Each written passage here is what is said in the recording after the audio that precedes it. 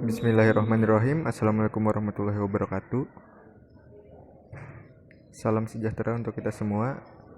Selamat siang kepada Bu Wahyuni selaku dosen pengampu mata kuliah komunikasi bisnis. Pada pertemuan kali ini kami akan mempresentasikan materi mengenai perencanaan pesan bisnis. Adapun anggota dari kelompok A, yang pertama ada Agita Silviana, yang kedua ada Dede Yusuf, yang ketiga ada Ejridana Sriati, yang keempat Ina Kurniasi, yang kelima Mila Riyadi Amelia, yang keenam Resti Elvani, yang ketujuh Sinta Purnama Hikmawan, yang kedelapan Tita Samiati. Poin-poin yang akan dibahas pada presentasi kali ini, yang pertama proses penyusunan pesan-pesan bisnis, yang kedua tujuan pesan bisnis, yang ketiga analisis audiens, yang keempat penentuan ide pokok, dan yang terakhir pemilihan saluran dan media.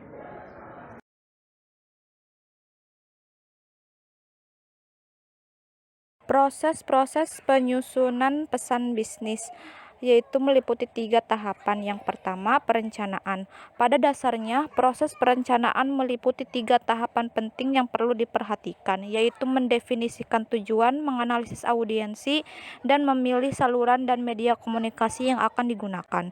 Yang kedua, pengorganisasian. Proses ini dimulai dengan merangkai kata, kalimat, paragraf, dan memilih ilustrasi yang diperlukan untuk mendukung ide pokok bahasanya. Perlu diperhatikan bagaimana menggunakan kata-kata, kalimat, dan paragraf yang sederhana, mudah dipahami, dimengerti, dan dilaksanakan oleh si penerima pesan. Yang ketiga, revisi. Seluruh maksud dan isi pesan harus ditelaah kembali dari sisi substansi pesan yang ingin disampaikan maupun dari gaya penulisannya, struktur kalimat yang digunakan, dan bagaimana tingkat pemahamannya. Kalau belum sesuai, perlu dilakukan pengecekan sekaligus revisi sehingga apa yang telah direncanakan sebelumnya dapat dicapai seefektif mungkin.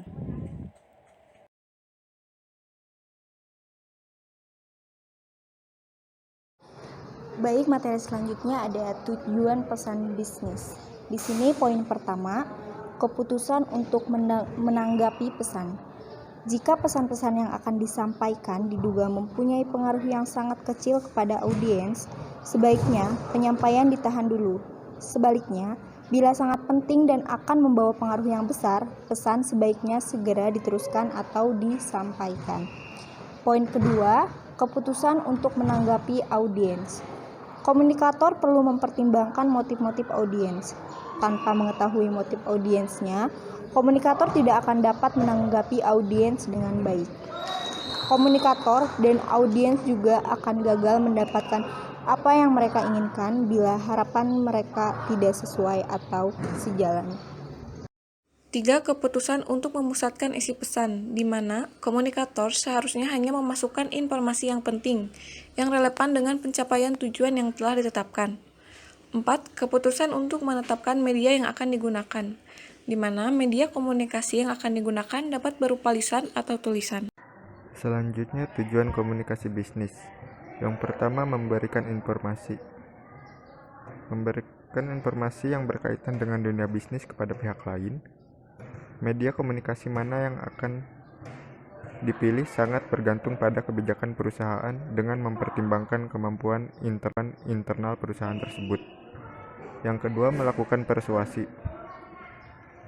Melakukan persuasi kepada pihak lain agar apa yang disampaikan dapat dipahami dengan baik dan benar, terutama berkaitan dengan negosiasi.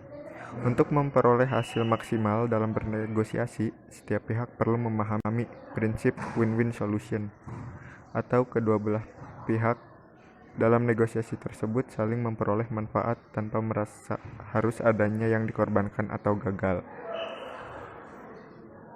Yang ketiga, melakukan kolaborasi atau kerjasama. Melalui jalinan komunikasi bisnis tersebut, seseorang dapat dengan mudah melakukan kerjasama bisnis baik dengan perusahaan domestik maupun asing. Teknologi komunikasi sangat penting, artinya dalam mempererat kerjasama dalam dunia bisnis. Materi selanjutnya yaitu analisis audiens.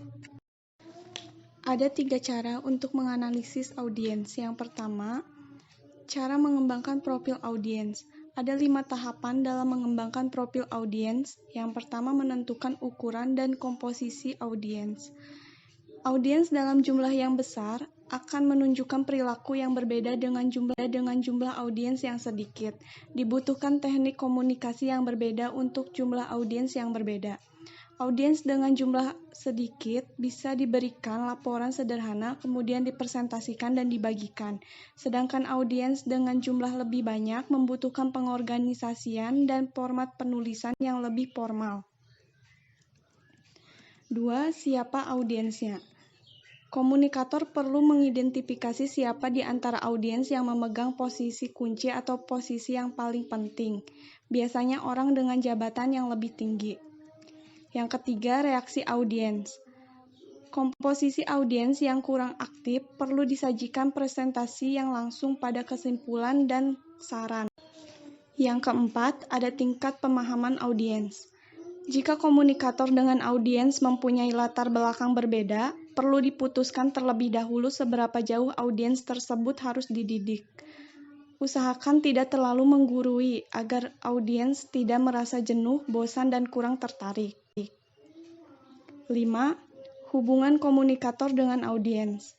Komunikator perlu berpenampilan yang meyakinkan bila belum dikenal audiens, agar audiens tertarik untuk mendengarkan sehingga pesan dapat tersampaikan dengan baik. Selanjutnya yaitu cara memuaskan audiens. Ada 5 tahapan dalam memenuhi kebutuhan audiens. Yang pertama, temukan atau cari apa yang diinginkan audiens. 2. Antisipasi pertanyaan yang tidak diungkapkan. 3. Berikan semua informasi yang diperlukan. 4. Pastikan informasinya akurat. 5. Tekankan ide-ide paling menarik bagi audiens. Selanjutnya yaitu cara memuaskan kebutuhan motivasional audiens.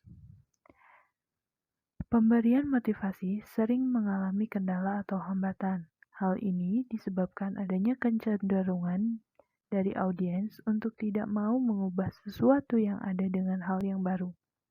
Salah satu cara mengatasinya adalah dengan mengatur pesan-pesan sedemikian rupa sehingga informasi yang disampaikan dapat diterima audiens dengan mudah.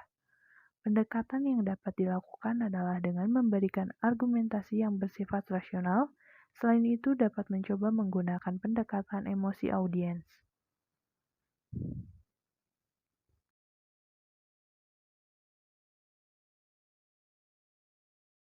Baik, materi yang selanjutnya yaitu penentuan ide pokok. Penentuan ide pokok ini terbagi menjadi 2. Yang pertama adalah teknik curah pendapat. Teknik curah pendapat ini terdapat 5 poin. Poin yang pertama yaitu storyteller store.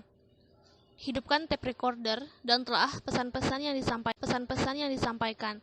Dengarkan dengan teliti dan berlatihlah sehingga ide-ide pokok dari surat pesan dapat ditemukan dengan mudah. Poin yang kedua yaitu random list. Untuk dapat menemukan ide pokok perlu menulis segala sesuatu dalam pikiran di atas kertas kosong. Pelajari hubungan ide yang satu dengan ide yang lain. Bagilah ke dalam kelompok-kelompok dan temukan butir yang penting dan tidak penting. Poin yang ketiga yaitu CFR worksheet. Jika subjeknya mencakup pemecahan masalah, gunakan suatu lembar kerja atau worksheet yang akan membantu menjelaskan hubungan antara temuan, kesimpulan, dan rekomendasi yang akan diberikan. Poin yang keempat yaitu journalistic approach. Pendekatan jurnalistik memberikan butir yang baik sebagai langkah awal menentukan ide pokok.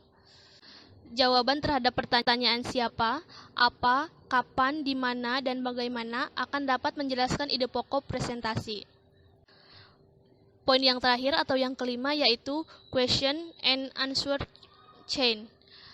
Pendekatan yang paling baik adalah melihat dari sisi perspektif audiens. Baik, selanjutnya penentuan ide pokok yang kedua yaitu pembatasan cakupan.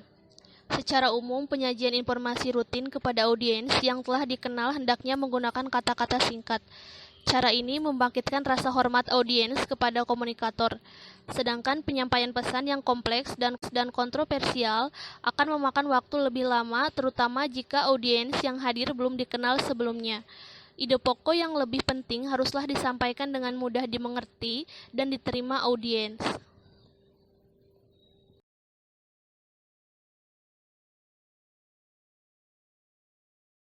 Selanjutnya adalah seleksi saluran dan media. Yang pertama itu ada komunikasi lisan. Komunikasi lisan ini mempunyai kemampuan memberikan umpan balik dengan segera. Saluran ini digunakan apabila pesan yang disampaikan itu sederhana, tidak diperlukan catatan permanen, dan juga audiens dapat dibuat lebih nyaman. Kelebihan lainnya itu bisa dikatakan lebih ekonomis ya. Untuk komunikasi lisan ini antara lain seperti pembicaraan lewat telepon, wawancara kerja, pertemuan kecil, seminar, lokakarya, pidato, presentasi, dan juga program pelatihan. Semakin sedikit jumlah audiens, semakin baik juga interaksi di antara mereka. Presentasi formal sering diadakan di auditorium, dan kemajuan teknologi juga sering digunakan dalam komunikasi lisan ini. Selanjutnya adalah komunikasi tulisan atau komunikasi tertulis. Komunikasi tertulis ini mempunyai kelebihan, yakni penulis mempunyai kesempatan untuk merencanakan dan mengendalikan pesan-pesan mereka. Tetapi komunikasi tertulis ini tentu tidak dapat memberikan umpan balik segera seperti apa yang bisa dilakukan ketika berkomunikasi secara lisan. Pesannya juga sangat rinci ya, kompleks dan memerlukan perencanaan yang hati-hati.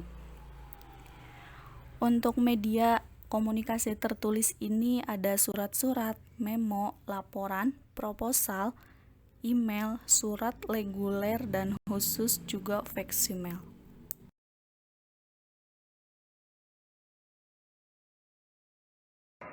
Demikianlah presentasi yang dapat kelompok kami sampaikan. Kurang dan kurangnya mohon maaf. Apabila ada yang ingin ditanyakan, silahkan tinggalkan di kolom komentar. Saya tutup. Billahi taufiq wal hidayah. Wassalamualaikum warahmatullahi wabarakatuh.